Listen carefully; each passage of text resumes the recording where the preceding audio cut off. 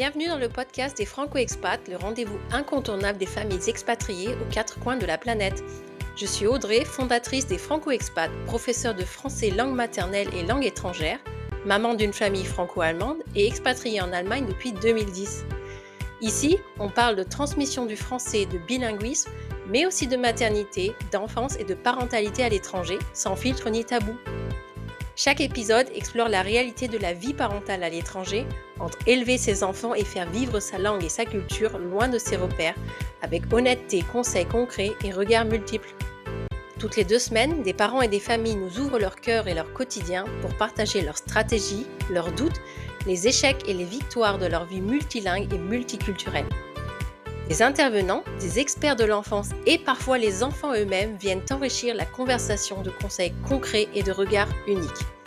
Plongez avec nous dans ces histoires inspirantes, utiles et profondément humaines. Parce que vivre la maternité et la parentalité à l'étranger et élever des enfants bilingues loin de son pays francophone, c'est avant tout une formidable aventure.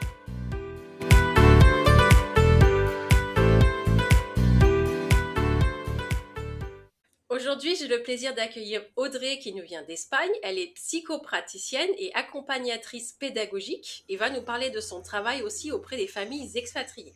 Bonjour Audrey. Bonjour Audrey également, enchantée. Pour commencer, est-ce que tu peux te présenter ? Oui, alors comme tu l'as très bien dit, voilà, je m'appelle Audrey, je suis psychopraticienne en thérapie cognitive et comportementale, donc j'expliquerai un petit peu après en quoi ça consiste. Et voilà, j'accompagne majoritairement les enfants à partir de 10 ans, les adolescents et les parents, que ce soit en France ou un petit peu partout dans le monde. Donc je pratique cette activité en ligne. J'habite également depuis 2018 en Espagne. Avant, j'étais en Thaïlande. Et voilà, globalement, c'est ça. Justement, alors avant de rentrer dans le sujet de ton travail, est-ce que tu peux nous parler un peu de tes expatriations ? Oui, bien sûr. Alors, ça a commencé, moi, quand j'avais 20 ans. Je suis partie assez tôt, on va dire. Dès que j'ai eu ma licence de psychologie, voilà, j'étais un peu dans l'hésitation. Est-ce que je veux faire professeur des écoles ou est-ce que je veux faire psychologue? Donc, je me suis autorisée une année, on va dire, de break, dans laquelle j'ai décidé de partir 1 an en Thaïlande. Et en fait, c'est au cours de cette année-là où j'ai fait plusieurs expériences dans l'humanitaire. J'ai intégré également une école primaire française dans laquelle je travaillais. Et je suis littéralement tombée amoureuse de ce pays, en fait, que ce soit pour la culture, que ce soit pour le climat, les gens, enfin, tout était incroyable. Donc, j'ai décidé de rester beaucoup plus longtemps, c'est-à-dire 4 ans.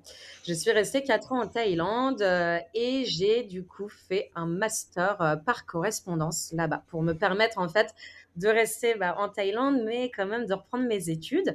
Donc voilà, j'ai fait un master MEEF, donc c'est un master pour en gros devenir professeur des écoles.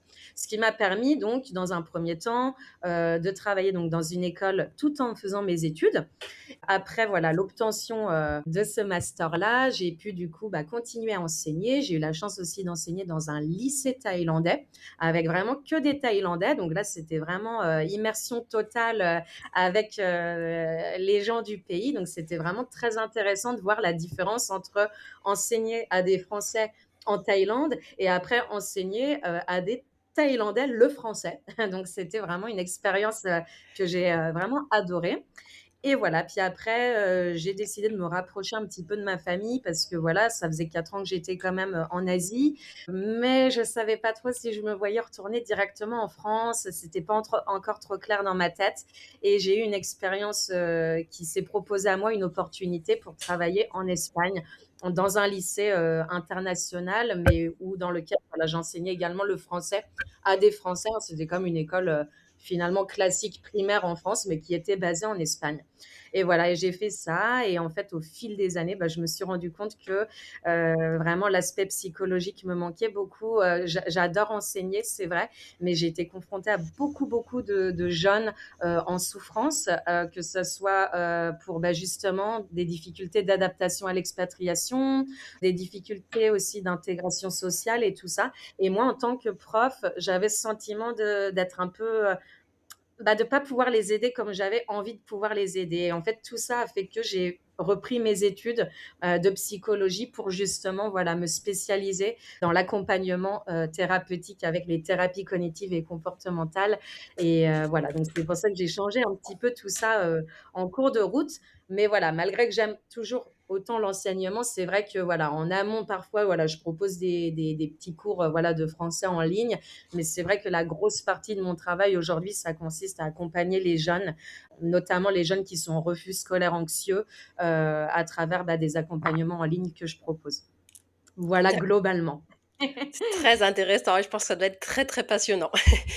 Est-ce que tu peux juste, c'est une petite question à part, mais tu peux nous préciser en fait comment ça s'est passé ton master à distance? C'était avec une université française, c'est ça? Oui, bien sûr.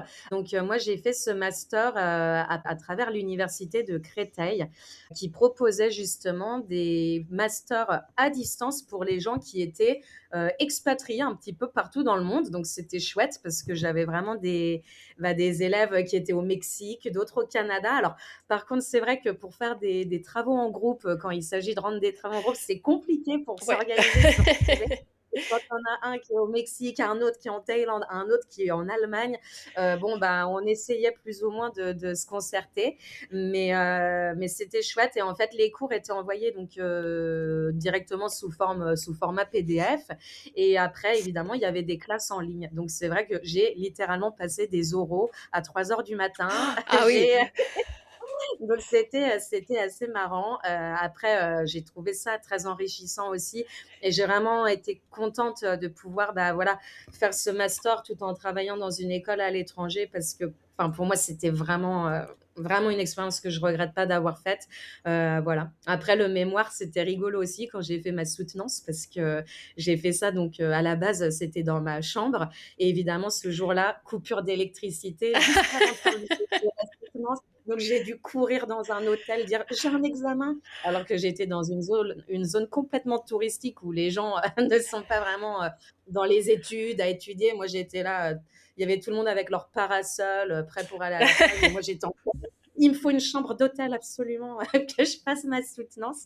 Mais voilà, donc ça, c'était les petits aléas de mon expérience en tant qu'étudiante. Mais c'était chouette, ouais. Mhm. Ouais, on peut en rigoler après, mais j'imagine le stress sur le coup, la Ah, panne sur le électrique, moment, j'ai pas rigolé trouver du une tout, solution, non, ouais, non. je pense que j'imagine, ouais. Est-ce que tu peux nous parler un peu des systèmes scolaires en Thaïlande et en Espagne? Donc, commencer par la Thaïlande, c'est là où tu as vécu en premier. Oui, alors déjà, je vais faire part de mon expérience en tant que professeur dans l'école française dans laquelle je travaillais. Donc là, globalement, le rythme était assez similaire à celui qu'on peut avoir en France. La seule différence, c'est que c'est vrai, dans le système français, les jeunes, en général, ont le mercredi de libre. Là, ce n'était pas le cas. C'était vraiment du lundi au vendredi. En revanche, ils terminaient les cours à 15h30. Et on commençait les cours, si mes souvenirs sont bons, à 9h. La pause du midi durait 1 heure. Voilà. Et après, au niveau des vacances, c'était un petit peu similaire au système français. La plus grosse différence, je dirais, c'est quand j'ai plutôt travaillé, moi, avec les Thaïlandais, les jeunes Thaïlandais. Donc, c'était un collège. J'avais des sixièmes jusqu'à... En fait, ça faisait collège-lycée. J'avais de la sixième à la terminale. Et là, c'est vrai que c'était un petit peu différent parce que déjà, eux ont beaucoup, beaucoup moins de vacances que nous déjà. Ils ont leurs vacances qui commencent au mois de mars, et je crois qu'ils reprennent, si mes souvenirs sont bons, pareil, vers mi-avril. Donc, les vacances sont un petit peu moins longues. Les vacances d'été, j'entends, hein, pour eux. Et ce qui était très atypique en Thaïlande, et là j'ai trouvé ça génial parce que c'était vraiment une immersion totale, c'est qu'en fait quand on arrive dans le collège, tous les jeunes sont réunis ensemble à 8 heures vraiment précises, et en fait ils vont lever le drapeau thaïlandais et ils vont chanter l'hymne national. Ça, c'est vraiment quelque chose qui se fait dans toutes les écoles publiques en Thaïlande. C'est vraiment un rituel qui se pratique partout. D'ailleurs, bah voilà, je ne sais pas si vous avez eu l'occasion d'aller en Thaïlande, mais si vous passez des fois devant des écoles, c'est vraiment très, très courant. Et c'est vrai qu'aussi, dans le système thaïlandais, dans le système public, c'est normal d'avoir un uniforme. Alors que nous, c'est vrai que, par exemple, en France, l'uniforme n'est pas obligatoire. Après, bon, si on intègre des écoles privées, ça peut être le cas. Mais c'est vrai qu'en Thaïlande, l'uniforme est vraiment, bah, c'est quelque chose voilà, qui est normalisé. Tout le monde a un uniforme. Après avoir levé le drapeau, il y a, comme je disais, l'hymne national qui est chanté. Et moi, j'étais dans un collège, en fait, où il y avait à la fois beaucoup de bouddhistes et beaucoup de musulmans. Et j'ai trouvé ça vraiment chouette parce qu'il y avait autant des prières un peu bouddhistes et après des prières musulmanes, justement, en fonction bah, des enfants, voilà, de la religion qu'ils pratiquaient. Donc, je trouvais ça vraiment intéressant de voir le respect mutuel et ce mélange entre les deux religions, même si pour moi, le bouddhisme, c'est plutôt une philosophie, mais bon, voilà. Et sinon, alors ça, c'était pour la Thaïlande. Et après, bah, pour l'Espagne, alors là, le rythme également est très différent parce que bah, en Espagne, donc j'ai travaillé pareil dans une école française plusieurs années. Donc là, c'était vraiment, on va dire, ouais, le rythme assez français en primaire. Parce que c'est vrai qu'au collège, au lycée, ils mangeaient par exemple, eux, à 13h, presque 14h, parce que voilà, c'est l'Espagne. Moi, ça va, j'avais des primaires, donc ils mangeaient à midi. Mais c'est vrai que je me mettais à la place, moi, des professeurs français qui sont au collège et qui devaient attendre 14 heures pour manger. C'est pas toujours facile. C'est Bon, long, hein? après, on s'y fait au rythme, hein, il n'y a pas le choix, il le faut. Mais voilà, après, les vacances scolaires étaient similaires à celles de la France. La seule différence, oui, ça c'est vrai, c'est qu'ils avaient plus de langues étrangères dans leur quotidien. C'est-à-dire qu'en France, on va avoir l'anglais qui est intégré au quotidien. Nous, nos élèves, ils avaient à la fois l'anglais, l'espagnol et le catalan, parce que moi, j'habite en Espagne, mais en Catalogne, à côté de Barcelone. Et du coup, c'est vrai que le catalan est extrêmement présent et voilà, c'est vraiment nécessaire pour eux de le parler. C'est vrai que moi, dans mon école, les élèves parlaient surtout en espagnol entre eux. Dans la cour de récréation, il y avait une majorité d'Espagnols. Du coup, c'est vrai que les Français qui étaient dedans avaient tendance à parler en espagnol à la récréation. Des fois, c'était même marrant de voir deux Français se parler en espagnol. Il y a quelques années, j'entendais justement deux élèves français que j'avais et ils se parlaient les deux en espagnol et je les écoute, je fais mais vous pouvez vous parler en français, en fait, vous êtes français. Et en fait, mais c'était tellement automatique pour eux parce que Eh oui. depuis qu'ils étaient en petite section, ils avaient baigné dans cet environnement espagnol à la récréation parce que les cours étaient en français, mais c'est vrai qu'ils se parlaient vraiment tout le temps en espagnol. C'est assez marrant. Donc voilà, globalement, je ne sais pas si j'ai oublié des informations, mais globalement, c'était ça. Je trouve que c'est toujours intéressant de découvrir, les différents systèmes scolaires. C'est pareil et en même temps, il y a beaucoup de différences, donc c'est bon. Alors, on va revenir un peu plus du coup à notre sujet principal du jour, à savoir donc ton métier de psychopraticienne. Est-ce que Oui. d'abord tu peux nous présenter ce que tu fais? Oui, alors pour faire simple, parce que c'est vrai que mon métier peut faire peur au départ, on se dit mais qu'est-ce que c'est cette chose-là? Donc, comme je disais, je suis psychopraticienne en thérapie cognitive et comportementale. Dans le langage courant, on dit TCC, donc peut-être que des personnes ont plus entendu TCC. Globalement, pour faire très simple, c'est une thérapie en fait qui a pour but d'apprendre à réguler l'anxiété. C'est-à-dire que si on se sent anxieux, on peut faire une TCC dans laquelle justement on va apprendre des stratégies pour apprendre à la réguler.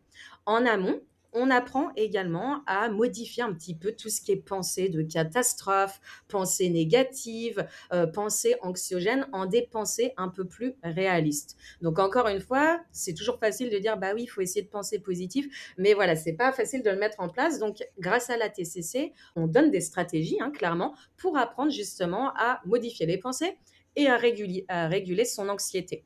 Donc ça, c'est voilà, le gros package, on va dire, de la TCC que je fais. C'est vrai que moi, je me suis vraiment spécialisée dans le refus scolaire anxieux, donc dans le langage vraiment courant, on va dire la phobie scolaire, c'est-à-dire les jeunes voilà, qui ressentent une peur immense au fait d'aller, à l'école, au collège et c'est une peur qui les paralyse et donc au lieu d'y aller, bah, ils préfèrent éviter d'y aller. Donc moi, c'est vrai que j'aide vraiment les jeunes à reprendre confiance et à les aider pas à pas à retourner justement, bah, soit au collège, soit au lycée, soit à l'école quand ce sont des plus jeunes. Voilà, donc c'est dans ça que je me suis spécialisée. Après, c'est vrai que j'ai aussi, des familles, expatriées qui peuvent, me contacter. Alors soit c'est des parents qui peuvent me dire: «Voilà, je me sens pas très bien en ce moment, je suis très anxieuse, parce que j'ai pas encore trouvé du travail, j'ai vraiment du mal à m'intégrer avec, bah, voilà, le la culture». Après ça peut être aussi, des parents qui me contactent parce que leur jeune ne veut même pas aller dans le nouveau collège parce que, bah, ils sont complètement submergés par toutes les stimulations nouvelles, c'est-à-dire une nouvelle langue, un nouvel établissement, de nouvelles personnes et en fait, ça fait tellement à assimiler qu'ils ont développé une énorme anxiété donc voilà, j'ai vraiment tout type de profil mais c'est vrai que principalement, je travaille avec les jeunes et les parents mais voilà, après ça peut, englober plus de choses mais c'est vraiment dans ça que je me suis spécialisée. Alors tu viens de nous en Voilà. citer un petit peu, mais quelles sont ou quelles peuvent être les difficultés que tu as vues avec les familles expatriées, ouais, familles, enfants, parents, donc vraiment liées à l'expatriation? Alors déjà, si je prends l'exemple plutôt, on va commencer par, les enfants, hein, par exemple. Des fois, ils vont avoir, ce qu'on appelle, bah, voilà, des difficultés scolaires liées à la langue, liées au programme qui peut être complètement différent et tout ça, ça demande une adaptation. Donc il y a des enfants pour qui et des ados, hein, pour qui ça va se passer très, très bien, et puis bon, bah, ils vont vite s'intégrer. À l'inverse, pour d'autres, ça va être beaucoup plus facile, notamment ceux qui sont pas scolarisés dans des établissements français parce que bah, là, ils sont vraiment confrontés à une autre langue. Là, moi, si je prends l'exemple, par exemple, du catalan, un enfant français qui arrive dans le système catalan, c'est vraiment différent. Et déjà, bah, il va pas forcément comprendre son environnement. Donc, les premiers mois peuvent être vraiment source d'anxiété. Il y en a, par exemple, que j'ai eu la dernière fois, ils m'ont dit, j'ai extrêmement peur de parler en catalan. On va se moquer de moi, je n'ose pas. Et donc, voilà, l'objectif, c'est un peu de débloquer toute cette anxiété.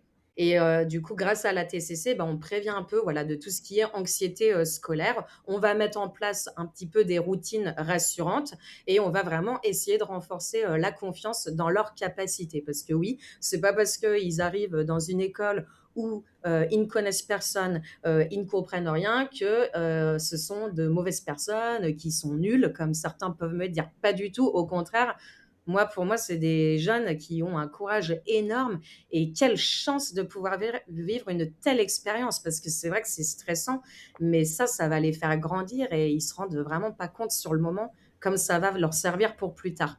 Et en ce qui concerne les parents, alors les parents, ils ont souvent aussi une pression un peu supplémentaire parce que déjà, eux, ils doivent aussi avoir une adaptation professionnelle. Certains vont s'expatrier parce que bah, ils ont eu une offre et il faut la saisir. Donc déjà, il y a une adaptation professionnelle aussi, une adaptation logistique parce que bah, il y a le nouveau travail à gérer. Certains, bah voilà, ils cherchent un appart, ils trouvent pas sur le moment, c'est stressant de faire les visites et tout ça. Il y en a, ils désespèrent, notamment bah, ceux qui sont à Barcelone, avec le prix des loyers qui est horrible. Et puis, on est des fois 35 sur une liste d'attente pour un appartement, donc on n'est pas pris. Donc, voilà, ça, c'est la joie des parents qui s'expatrient. Des fois, suivant le pays, c'est plus ou moins facile. En Thaïlande, aucun problème. Mais alors, en Espagne, c'est vrai que voilà, c'est pas toujours évident. Donc, il y a ça aussi pour les familles, les parents. Deuxième chose, il y a aussi l'isolement social, parce que ça, c'est vrai que c'est quelque chose auquel on ne parle pas toujours et pourtant, c'est vraiment quelque chose de réel.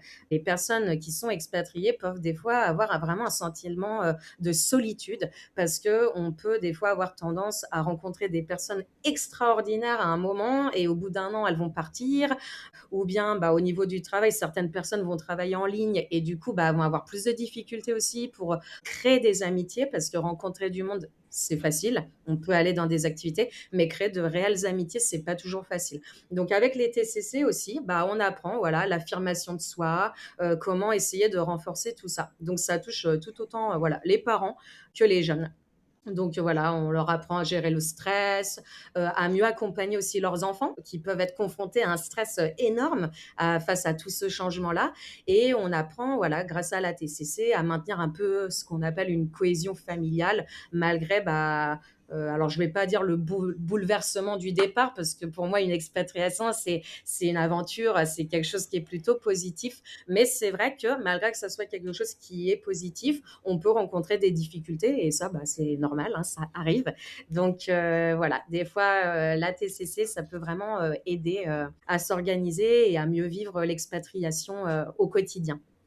Est-ce Voilà. que justement, des familles qui vont se dire: J'ai un peu ces difficultés», alors peut-être pas au point de dire: «J'ai vraiment besoin d'aide», mais voilà, tu dis l'isolement social et en effet, c'est que je pense que c'est une des premières choses qu'on vit en expatriation. Est-ce que tu as des conseils déjà, simples et pratiques à mettre en place pour, débloquer un petit peu ces difficultés? Si elles ne sont pas, trop grosses, évidemment, si elles sont trop grosses, il faut se faire aider, mais si elles restent, moindres, on va dire. Oui, alors, c'est vrai que comme je disais, l'isolement social, c'est un peu en plus de ça, addictif dans le sens, plus on va être seul, moins on va essayer, de faire les démarches pour justement aller vers les autres. Donc c'est pas toujours, évident, c'est vrai, d'autant plus quand on vit, dans un pays où il y a pas forcément une énorme communauté française et qu'on parle pas la langue, du pays. C'est vrai qu'au départ, ça peut être difficile. Donc il y a plusieurs choses qui peuvent être possibles pour essayer de rencontrer des gens. Déjà, essayer de peut-être prendre quelques cours de la langue locale en groupe. Comme ça permet de rencontrer d'autres expatriés. Donc peut-être ça sera des expatriés de d'autres pays, mais bon, des fois c'est plus facile de créer des liens avec entre expats qui soient pas forcément français qu'avec des gens locaux au départ. Voilà, donc ça peut être une première solution. Si ce sont des parents, bon là, ils ont la chance justement de scolariser pour la plupart leurs enfants, si leurs enfants font pas une scolarité via le CNED ou à la maison. Donc pour les parents qui scolarisent leurs enfants dans une école, ça aussi, ça peut être un facteur de rencontre qui est facilité parce que voilà, les enfants peuvent, je sais pas, inviter un ami ou un camarade de classe. On peut créer des liens entre parents. Ça, c'est une autre possibilité. Pour ceux qui travaillent en ligne, qui sont entrepreneurs, par exemple, moi, c'est par exemple ce que je fais. J'ai tendance souvent à aller 1 à 2 fois par mois à ce qu'on appelle un petit peu des rendez-vous café entre entrepreneurs où on présente notre activité. Ça aussi, ça peut être un moyen de se sociabiliser. Et il y a l'application qui est assez relativement connue qui s'appelle Meetup. Parfois, des activités peuvent être également proposées pour essayer de rencontrer du monde.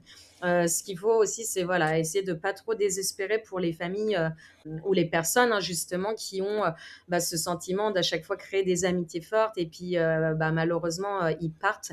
C'est un peu des deuils amicaux qu'on doit subir à chaque fois et c'est très dur. Moi-même, j'en ai vécu, j'en vis, je dirais même chaque année, malheureusement, parce que c'est vrai que c'est suivant le pays où on se trouve, les gens ne restent pas forcément sur du long terme. Je pense que ça dépend vraiment les conditions du pays. Et c'est vrai qu'il y a des pays où ça bouge beaucoup.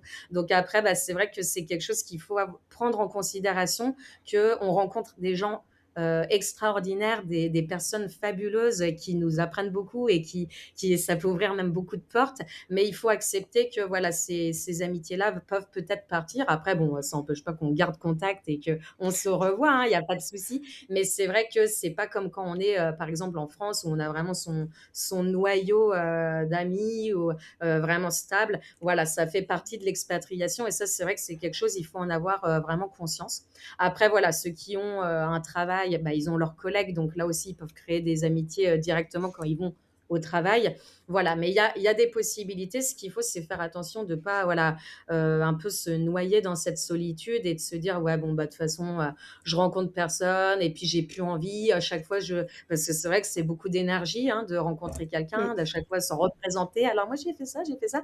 On a l'impression que c'est un peu un disque qui se répète à chaque fois, mais il peut y avoir des personnes qui restent et du coup, ça existe, il ne faut pas désespérer. Voilà. Il y a aussi également, pour ceux qui ont encore Facebook, voilà, moi j'utilise toujours Facebook, mais c'est vrai que les plus jeunes, c'est moins l'application qui est utilisée. Mais sur Facebook, il y a beaucoup de groupes aussi, les Mmh. Français de je sais pas, de Barcelone, les Français, d'Australie. Bah, là aussi, pourquoi ne pas mettre un petit message, voilà: «Je suis là depuis quelque temps, j'avoue que j'aimerais rencontrer des personnes qui restent sur du long terme». Voilà, essayer de mettre en place des choses pour éviter tout cet isolement social qui peut, voilà, être, parfois vraiment, douloureux pour certaines personnes. Je rajoute juste un petit truc, on parle souvent de l'isolement quand on est expatrié, mais en fait, c'est le fait de déménager loin, ça peut être dans le même pays. Enfin, moi, j'ai déjà entendu plein de gens qui, je dirais en Allemagne, qui ont déménagé très loin de là où ils sont nés, et c'est pareil, ils ont aussi du mal à rencontrer des gens. Pourtant, la langue est maîtrisée, la culture, tous ces codes. Donc, en fait, c'est pas forcément lié à la personne qu'elle est étrangère à son pays, mais c'est aussi souvent on arrive à, quand on est adulte, les gens ont leur groupe d'amis, et puis c'est un je sais en Allemagne en tout cas que c'est un petit peu difficile de rentrer Oui, dans un groupe qui est déjà constitué. Donc ça peut aussi être ça, et pas seulement se dire c'est l'expatriation, c'est parce que je suis française en je sais pas quoi. Et exactement. exactement, ouais. Oui, oui, oui, bien sûr. C'est vrai que c'est pas comme quand on avait, 20 ans où là, Mm. on était avec du monde, tout le temps, c'est plus facile. Mais c'est vrai que quand on arrive à l'âge adulte, d'autant plus quand les personnes, bah, ont leur famille, c'est vrai que c'est beaucoup plus compliqué Mm. après pour, mais bon, il y a des possibilités, il y a des solutions et c'est ce qui compte. Exactement. On va revenir au TCC, donc on va les dire comme ça. Est-ce que tu peux nous dire concrètement, alors on va revenir aux enfants, comment tu les accompagnes? Donc par exemple une Alors, séance, peut-être pas une séance type, mais un suivi plus ou moins type, oui, on bien va dire. sûr. Alors c'est vrai que ça, je l'ai pas dit, tout à l'heure, les TCC sont des thérapies qui sont courtes, hein. C'est pas des thérapies où on va s'embarquer, pendant, des années, pas du tout, du tout, du tout. C'est également pas des thérapies où on va forcément creuser dans le passé parce que souvent les jeunes que j'accompagne, la démarche ne vient pas d'eux, hein, c'est les parents qui me demandent, voilà: «Je veux que mon fils fasse une thérapie», et les jeunes, ils ont souvent horreur de parler et encore plus de choses, qui les déplaisent. Donc la TCC, bonne nouvelle, on va pas vraiment leur poser des milliards de questions. Qu'est-ce que tu as pu ressentir à ce moment-là? Pas spécialement. On va vraiment se focaliser sur aujourd'hui. Qu'est-ce qui te pose problème? Qu'est-ce qu'on peut mettre en place? Qu'est-ce qu'on va essayer de mettre en place? Et demain. Et c'est vrai que bah, c'est ce que je dis toujours, toujours aux parents et aux jeunes. Ce qu'on fait en séance, c'est vraiment 30% du travail et tout le reste, les 70%, c'est ce qui va se passer entre les séances. C'est-à-dire les exercices qu'on aura vus ensemble, qu'ils vont essayer de mettre en place au quotidien. Et après, quand ils reviennent de la séance, on fait un petit peu un bilan. Ça a marché, ça n'a pas marché. Qu'est-ce qu'on peut changer? Qu'est-ce qu'on peut adapter? Donc, c'est vraiment une thérapie où ils vont être actifs de leur changement. Voilà, donc c'est vraiment la thérapie qui est focalisée sur le présent et pas trop sur le passé. Donc ça, c'est quelque chose que je voulais vraiment dire. Et comment je fonctionne? Donc tout simplement, la première séance, c'est vraiment une séance où moi, je vais justement essayer, voilà, d'en savoir un petit peu plus, sur le jeune en question. Je vais lui poser, voilà, des petites questions là vraiment pour, comprendre quelles sont ses grosses difficultés. Donc en général, je lui demande: «De quoi tu es fier de toi cette année? Quelles sont les choses sur lesquelles tu aimerais progresser?» Voilà, en général, ça s'arrête là. Après, suivant si c'est un enfant en phobie scolaire, évidemment, je vais lui demander, bah, quels sont les moments qui sont les plus stressants pour lui. Au moment de la première séance aussi, donc j'instaure cette relation de confiance, hein, ce qu'on appelle l'alliance thérapeutique dans le langage psychologique.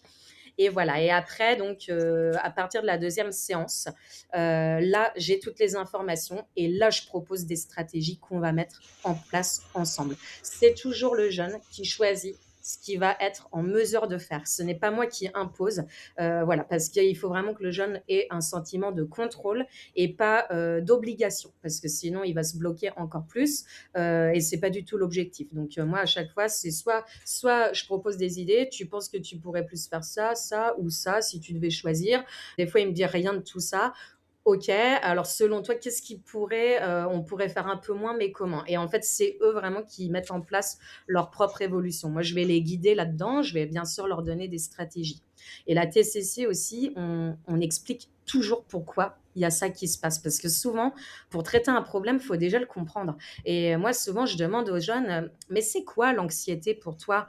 Puis ils sont là, bah, je sais pas, quand on a peur. Oui, mais exactement. Et en fait, voilà, on leur explique, bah, qu'est-ce que c'est? Pourquoi il y a des symptômes? Ces symptômes, ils sont là pour aider. Et en fait, le fait de comprendre vraiment qu'est-ce que c'est l'anxiété, bah, quand elle arrive, bah, déjà, ils sont un peu moins stressés parce qu'ils disent: «Ah bah oui, il y a ça parce qu'il y a ça, ça, ça, ça, ça. Je comprends, c'est normal, mon corps fonctionne bien.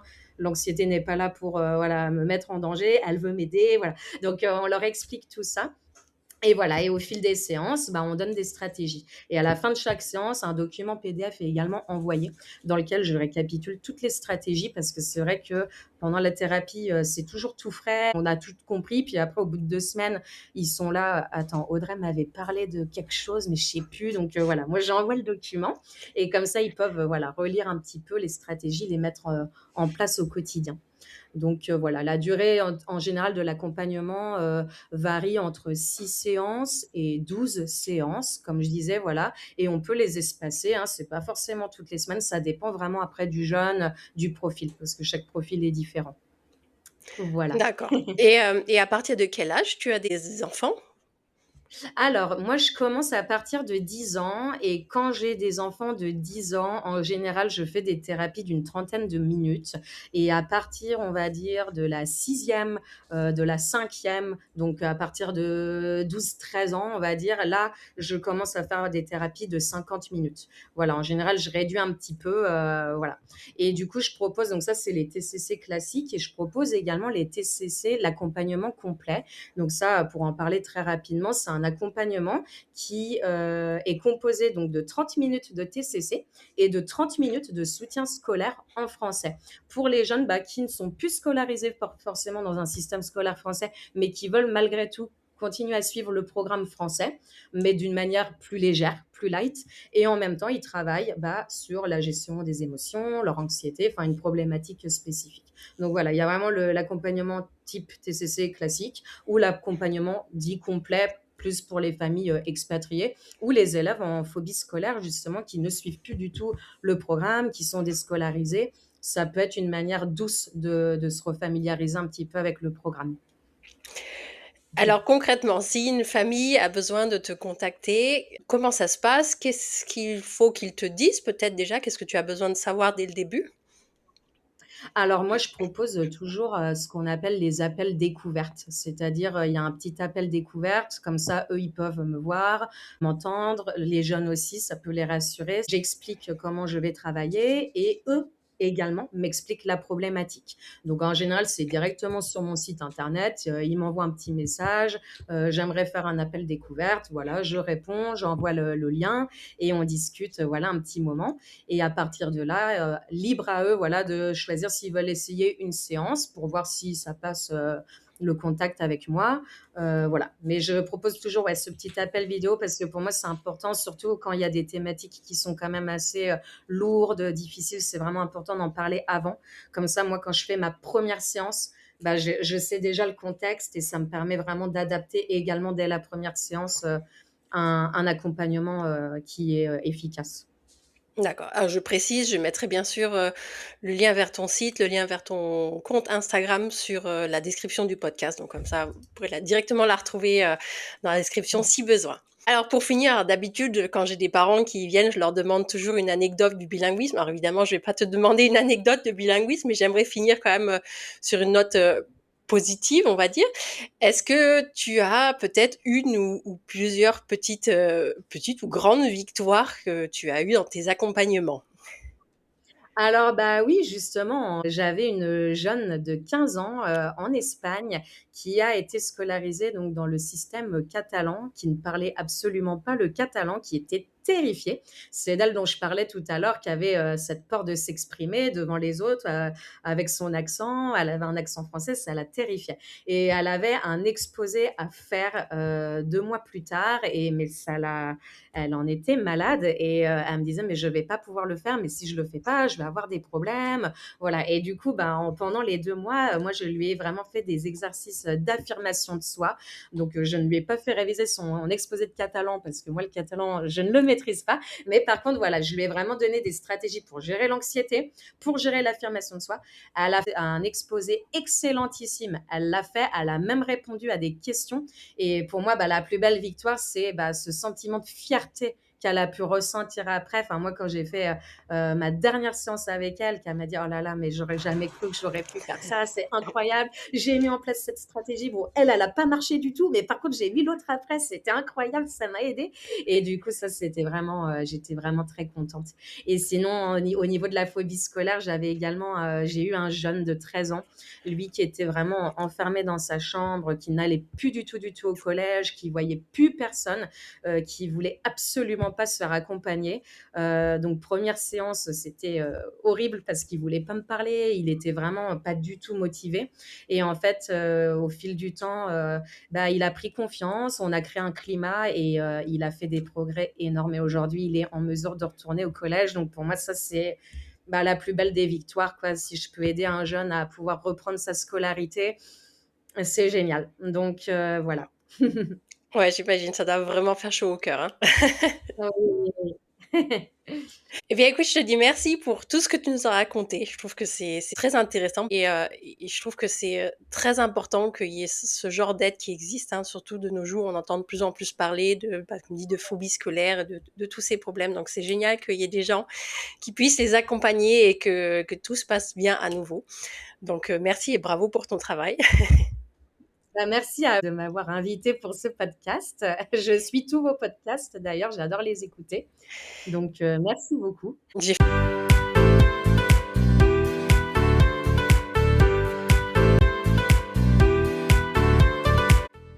Si cet épisode vous a inspiré, rassuré ou donné envie d'aller plus loin dans l'aventure du bilinguisme et de l'expatriation en famille, sachez que vous n'êtes pas seul. Sur le site des Franco-Expats et sur les réseaux sociaux, vous pouvez retrouver des cours en ligne spécialement conçus pour les enfants expatriés, des ressources pratiques, des témoignages et une communauté active de familles qui jonglent entre langue, culture et fuseaux horaires. Retrouvez tous les épisodes du podcast ainsi que nos contenus dédiés aux familles expatriées sur lesfrancoexpats.com. Pensez à vous abonner, à partager cet épisode autour de vous et à nous laisser un avis. C'est grâce à vous que cette belle aventure continue de grandir. À très vite pour un nouvel épisode et d'ici là, continuons ensemble à faire voyager la langue et la culture francophone aux quatre coins du monde.